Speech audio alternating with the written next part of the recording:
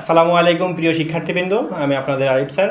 আজকে আমরা আইসিটি চতুর্থ অধ্যায়ের এইচটিএমএল কিছু কোড শিখব। দেখো, প্রথমে আমরা একটি লাইনকে কীভাবে ব্রেক করতে হয় এইচটিএমএল কোডের মাধ্যমে সেটা আমরা শিখব। প্রথমে আমরা এইচটিএমএল ট্যাগ স্টার্ট করব, তারপরে আমরা ডাইরেক্ট বডি থেকে শুরু করব। আমরা এখানে হেড ট্যাগ ব্যবহার করব না, ডাইরেক্ট আমরা বডি ট্যাগ থেকে শুরু করব। বডি ট্যাগের মধ্যে আমরা পি ট্যাগ নিব। পি ট্যাগ কী কাজ করে? টেক্সট লেখা কাজ করে, তাই না? পি ট্যাগের মধ্যে আমরা লিখব দিস ইজ, এইখানে আমরা লাইনটাকে ব্রেক করতে যাচ্ছি, তাহলে আমরা বিআর ট্যাগ নিব। দিস ইজ এ আইসিটি, এইখানে আমরা আবার এই লাইনটাকে ব্রেক করতে যাচ্ছি, বিআর ট্যাগ নিব। তাহলে this is a ICT recorded class,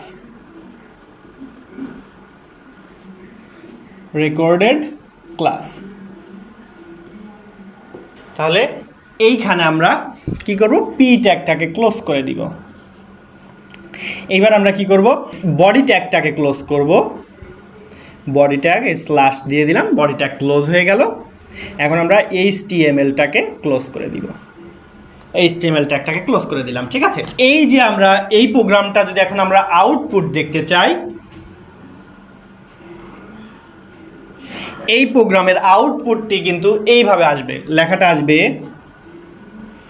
this is a ICT recorded class,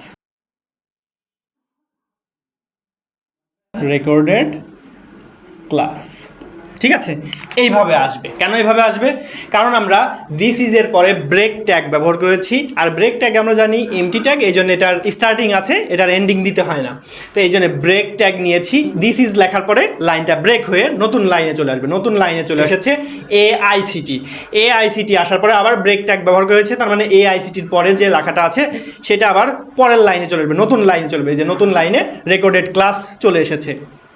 তাহলে দেখো, আমরা কিন্তু খুব সহজেই এইভাবে this is a ICT recorded class, এটাকে আমরা কিন্তু ব্রেক করতে পেরেছি। ব্রেক ট্যাগ কীভাবে ব্যবহার করতে হয় এবং ব্রেক ট্যাগের কাজ কি হয়েছে, মানে আউটপুটটা কীভাবে আসে, সেটা কিন্তু আমরা এখন দেখলাম। এখন আমরা দেখি একটা লাইনের মাঝে আমরা একটু স্পেস রাখতে চাই, মানে 2টা অথবা 3টা স্পেস রাখতে চাই, সেটা কিভাবে হয় সেটা আমরা এখন দেখি। দেখো, আমি এই লেখাটাই নিব, দিস ইজ এটা একটু স্পেস মনে করো, 2টা স্পেস আমি ব্যবহার করেছি, এখানে একটু ফাঁকা, তার মানে 2টা স্পেস ব্যবহার করেছি মনে করো। দিস ইজ এ আইসিটি আমরা এর সাথে রেখে দেব, আইসিটি, তারপরে রাখবো রেকর্ডেডটাও সাথে রাখবো, রেকর্ডেড।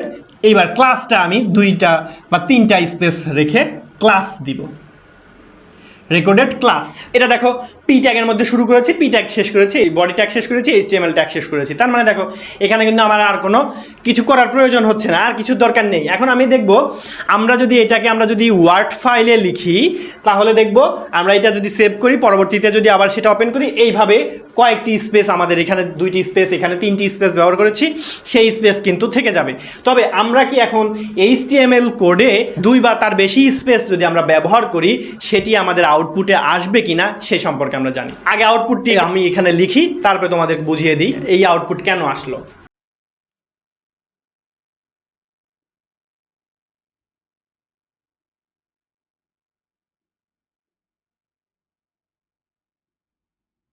দেখো, এই প্রোগ্রামটাকে যদি রান করি, আমাদের এই আউটপুট আসছে। দেখো, দিস ইজ এর পরে আমরা কিন্তু 2টা স্পেস ব্যবহার করেছি, স্পেস কিন্তু নেই।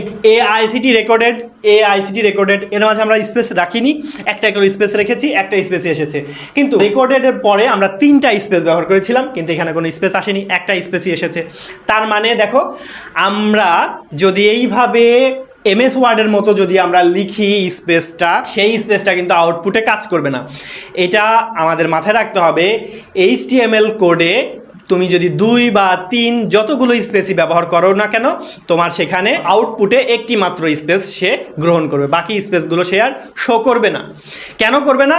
কারণ HTML বাই ডিফল্ট একটি করে স্পেস কাজ করে, এবং একাধিক স্পেস তৈরি করতে হলে তোমাকে নন ব্রেকিং স্পেস নামক একটি লেখা তোমাকে সেখানে লিখতে হবে। না লিখলে তোমার HTML কোড স্পেস বুঝবে না। এইভাবে স্পেস HTML কোড বোঝে না। এইভাবে যদি তুমি HTML এ স্পেস লিখো, সে একটি মাত্র স্পেস গ্রহণ করবে, বাদ বাকি স্পেসগুলো সে আর শো করবে না। এখন আমরা দেখব, আমরা যদি এইখানে দিস ইজ, এইখানে আমরা 2টা স্পেস ব্যবহার করব, AICT রেকর্ডেড এর পরে আমরা 3টা স্পেস ব্যবহার করব, ব্যবহার করে সেই আউটপুটটি কিভাবে আসবে। চলো আমরা আগে আউটপুটটি লিখি, তারপর আমরা HTML কোডটা দেখব। দিস ইজ, এখানে আমরা 2টা স্পেস রাখবো। দিস ইজ AICT রেকর্ডেড, মনে করো ক্লাসের পরে আমরা 3টি স্পেস রাখবো, এইখানে আসবে আমাদের ক্লাস। এবং এইখানে কিন্তু আমাদের পেজ শেষ, এই কারণে কিন্তু এইখান থেকে স্টার্ট হয়েছে। হ্যাঁ, এর মানে এই না যে আমি এখানে ব্রেক ট্যাগ ব্যবহার করেছি, লাইন ব্রেক করেছি, এমন না। এখানে আমরা স্পেস যখন দিয়েছি, স্পেসটা এখান থেকে শুরু হয়েছে, ঠিক আছে, ওখান থেকে নতুন লাইন এসেছে। এখন এই আউটপুট আমার আনার জন্যে আমাকে এখন HTML কোড লিখতে হবে। চলো আমরা এখন সেই HTML কোডটি লিখি। দেখো, দিস ইজ পর্যন্ত ঠিক আছে। তারপর আমাদের 2টা স্পেস নিয়েছি। আমি বলেছিলাম কি, নন ব্রেকিং স্পেস নামক একটি লেখা আমাদের নিতে হবে, সেটাকে এইভাবে লিখতে হয়, অ্যান্ড চিহ্ন দিয়ে লিখতে হবে, নন ব্রেকিং স্পেস। তাহলে কয়টা? এইটা দিলে একটা স্পেস আসবে। তাহলে আমাদের এখানে কয়টি স্পেস আছে? 2টি স্পেস। তার মানে এখানে আমাদের 2টি নন ব্রেকিং স্পেস নিতে হবে, NBSP, নন ব্রেকিং স্পেস। হয়ে গেল, 2টা স্পেস নেওয়া হয়ে গেছে। এখন আমরা এখানে লিখব AICT রেকর্ডেড ক্লাসের আগে আমাদের 3টা নন ব্রেকিং স্পেস নিতে হবে। তার মানে এখানে আমরা নন ব্রেকিং স্পেস কয়টি নিব? 3টি নন ব্রেকিং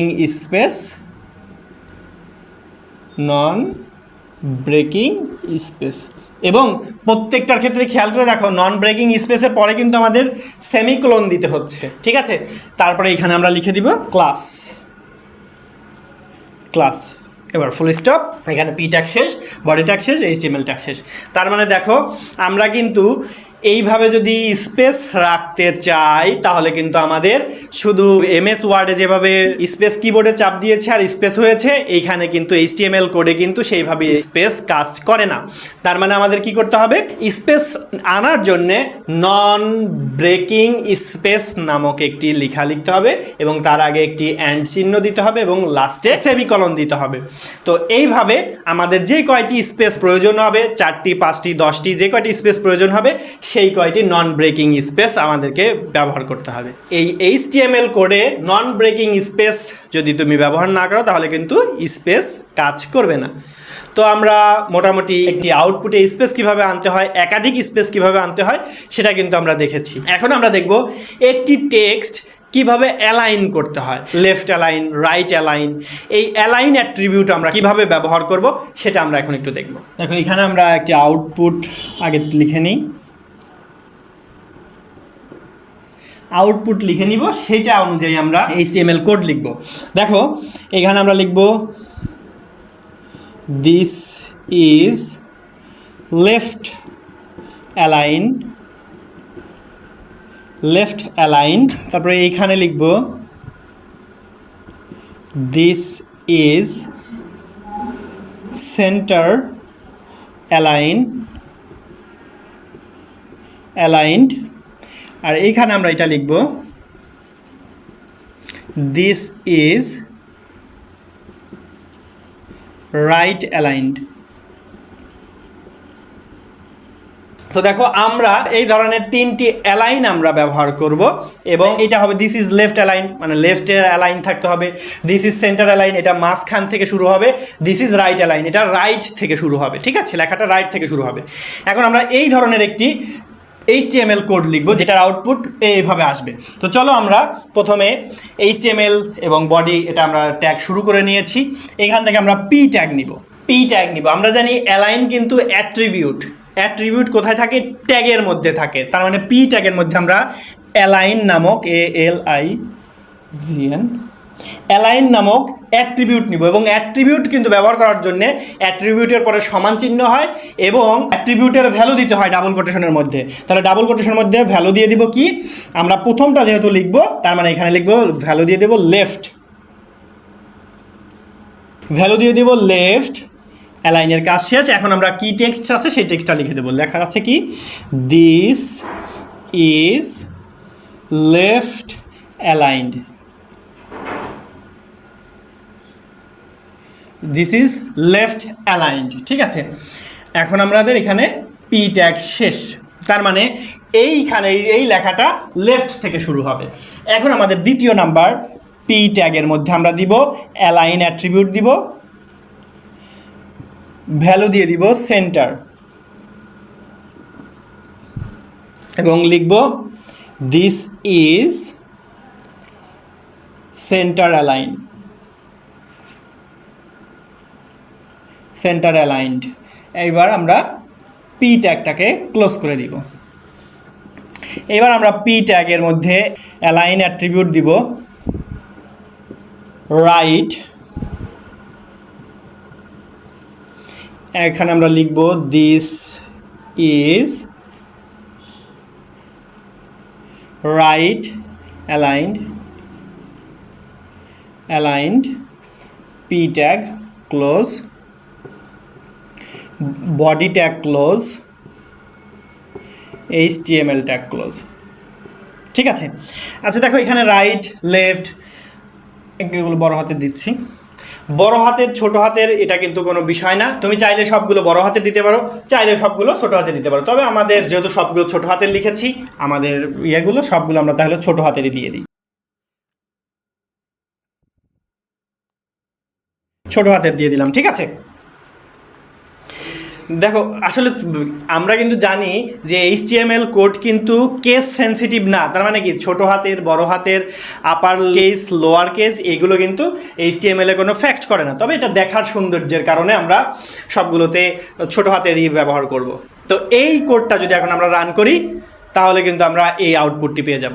এবং আরেকটি কথা বলি, ধরো আমরা এখানে কোনো অ্যালাইনই ব্যবহার করব না, আমরা এখানে কোনো অ্যালাইনই ব্যবহার করব না, তাহলে এটা কোথা থেকে শুরু হবে?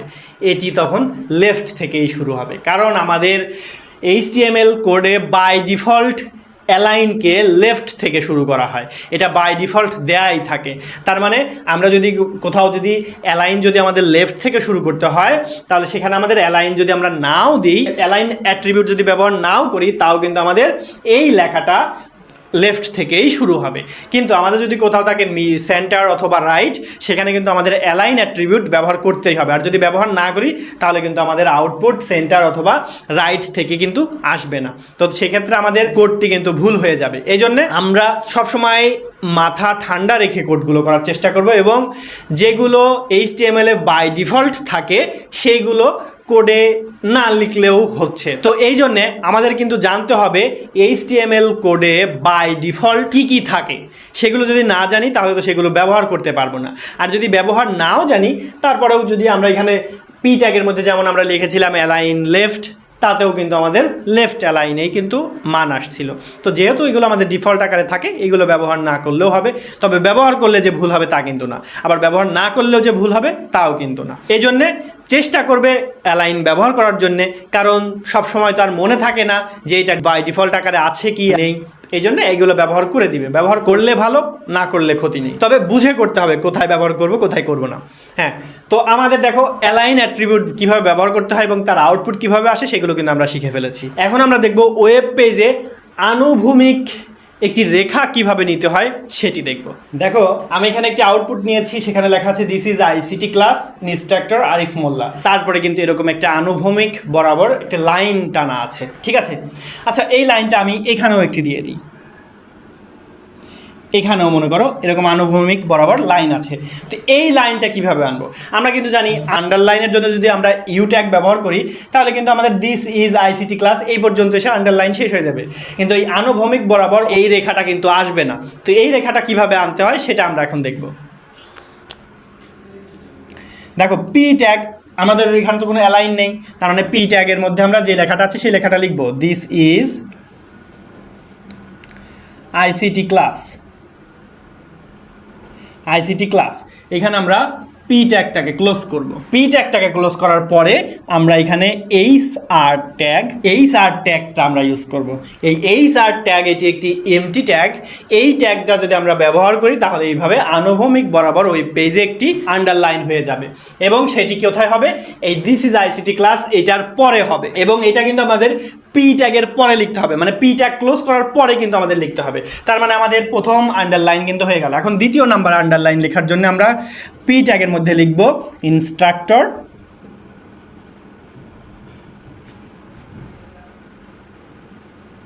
আরিফ মোল্লা।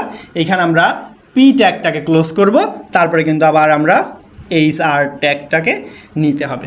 HR ট্যাগ নিলে আমাদের দ্বিতীয় নাম্বার লাইনে চলে আসবে। আমরা যদি এখানে যদি HR ট্যাগ না নিই, তার মানে ইনস্ট্রাক্টর আরিফ মোল্লার নিচে কিন্তু যে আমাদের আনুভূমিক বরাবর ওয়েব পেজে যে আন্ডারলাইনটা আছে, দাগটা আছে বা রেখাটা আছে, এই রেখাটা কিন্তু তখন আর আসবে না। তো এই জন্য দেখো আমরা কিন্তু আন্ডারলাইন তো করতে হয় কীভাবে সেটা কিন্তু আমরা জানি, সেটা ইউ ট্যাগ ব্যবহার করে। এবং আমরা এখন নতুন একটি জিনিস শিখলাম, সেটা হচ্ছে ওয়েব পেজে আনুভূমিক বরাবর একটি রেখা টানতে হলে কি ট্যাগ ব্যবহার করতে হয় এবং সেটার প্রয়োগ কোথায় করতে হয়। আমরা পি ট্যাগটাকে কিন্তু শুরু করেছি, শেষ করার পরে কিন্তু আমরা HR ট্যাগটা ব্যবহার করেছি। তাহলে HR ট্যাগের ব্যবহার আমরা কিন্তু শিখে ফেলেছি। এখন আমরা হেডিং ট্যাগ কিভাবে ব্যবহার করতে হয় এবং হেডিং ট্যাগ H1 থেকে H6 পর্যন্ত হেডিং ট্যাগ, এই ট্যাগগুলোর ব্যবহার আমরা শিখব এবং এই ট্যাগগুলো আউটপুট আকারে কিভাবে আসবে সেগুলো আমরা এখন দেখব। দেখো এখানে আমি একটি আউটপুট নিয়েছি, সেখানে লেখা আছে this is for H1, this is for H2, this is for H3, this is for H4, this is for H5, this is for H6, এইগুলো দেওয়া আছে। কিন্তু দেখো লেখাগুলো কিন্তু সবই সেম আছে, কিন্তু লেখাগুলোর সাইজ কিন্তু এক একটা বড় থেকে ছোট হতে হতে গিয়েছে।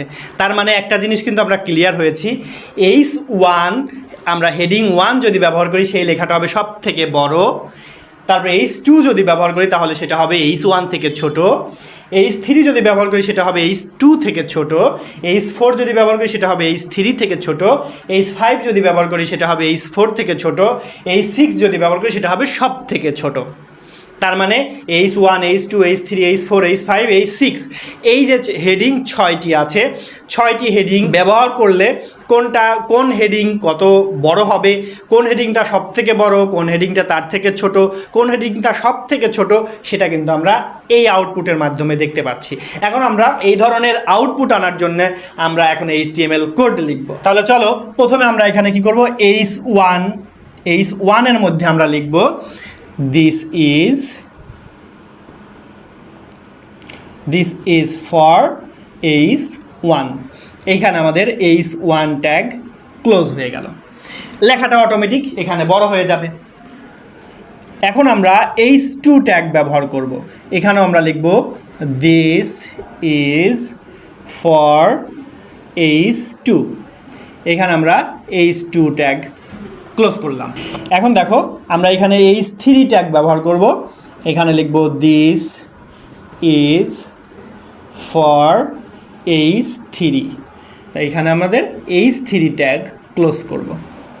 এইখানে আমরা H4 ট্যাগ নিব। এখানে লিখব দিস ইজ ফর H4। এখানে আমরা H4 ট্যাগটাকে ক্লোজ করে দিব। তারপর এখানে লিখব H5, this is for H5। এখানে আমরা H5টাকে ক্লোজ করব। এইখানে আমরা লিখব H6। এখানে লিখব this is for H6। এখানে আমরা H6টাকে ক্লোজ করব এবং সবগুলো লাস্টে যেহেতু ফুল স্টপ আছে ফুল স্টপগুলো দিয়ে দিব।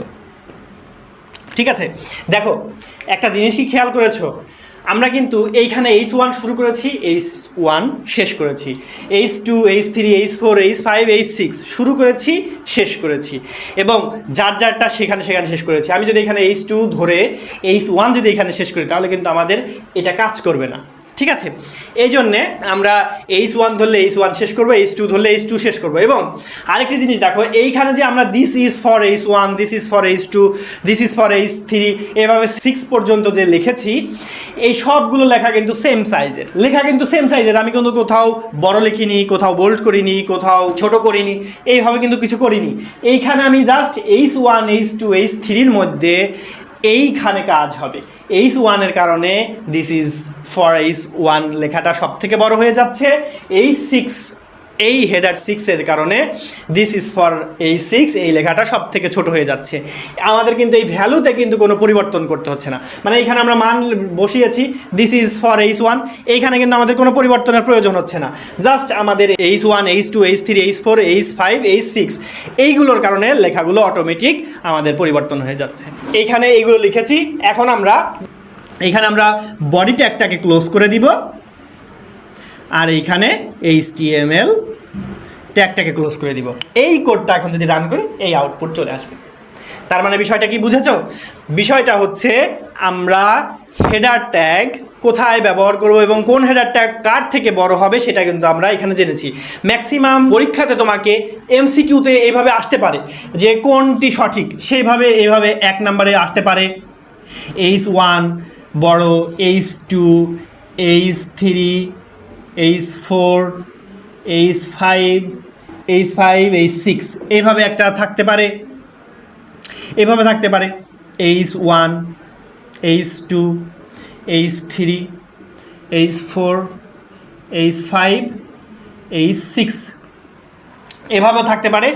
এবং অপশনে এইভাবে থাকতে পারে H1 থেকে H2 বড়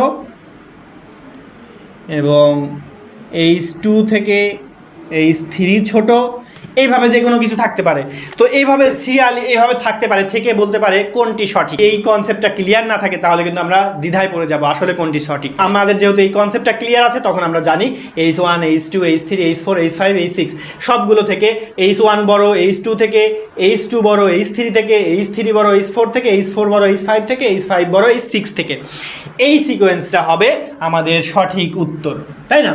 তার মানে বিষয়টা হচ্ছে তোমাকে এই কনসেপ্টটা ক্লিয়ার রাখতে হবে, কারণ পরীক্ষায় কোনটা আসবে সেটা তো আসলে আমরা কেউ শিওরভাবে বলতে পারছি না, যেহেতু তোমাদের সৃজনশীল প্রশ্ন এবং সৃজনশীল যে কোনো জায়গা থেকে প্রশ্ন আসতে পারে। এবং সৃজনশীল প্রশ্নের মেইন কনসেপ্ট হচ্ছে তুমি যে টপিকটা পড়েছো বা তোমার বইয়ে যে টপিকগুলো আছে সেইগুলো মেইন থিমটা তুমি বুঝতে পেরেছো কিনা, এবং সেইটা বুঝে তুমি ওই আলোকে অন্য কোনো প্রশ্নের উত্তর দিতে পারো কিনা, এটাই হচ্ছে তোমাদের সৃজনশীলের মেইন থিম। সৃজনশীল মানেই হচ্ছে নতুনত্ব, মানে একটা কনসেপ্ট ক্লিয়ার আছে তোমার কাছে, একটা কনসেপ্ট তুমি জানো, সেটাকে নতুনভাবে ব্যবহার করতে পারো কিনা, এইটাই হচ্ছে সৃজনশীলের মেন থিম। যেহেতু আমাদের প্রশ্ন সৃজনশীল, এই কারণে আমরা বেশি বেশি কনসেপ্ট ক্লিয়ার রাখবো এবং অনেক বেশি বেশি প্রশ্ন প্র্যাকটিস করব, যাতে করে আমরা নতুন কিছু তৈরি করতে পারি, ওই কনসেপ্ট দিয়ে নতুন কোনো একটা প্রশ্নের উত্তর আমরা লিখতে পারি। এই জন্যে আমরা কনসেপ্ট সবসময় ক্লিয়ার রাখবো। তো আজকের ক্লাস এ পর্যন্তই। তোমরা সবাই ভালো থাকবে, সুস্থ থাকবে, আমাদের জন্য দোয়া করবে। আল্লাহ হাফেজ, আসসালামু আলাইকুম।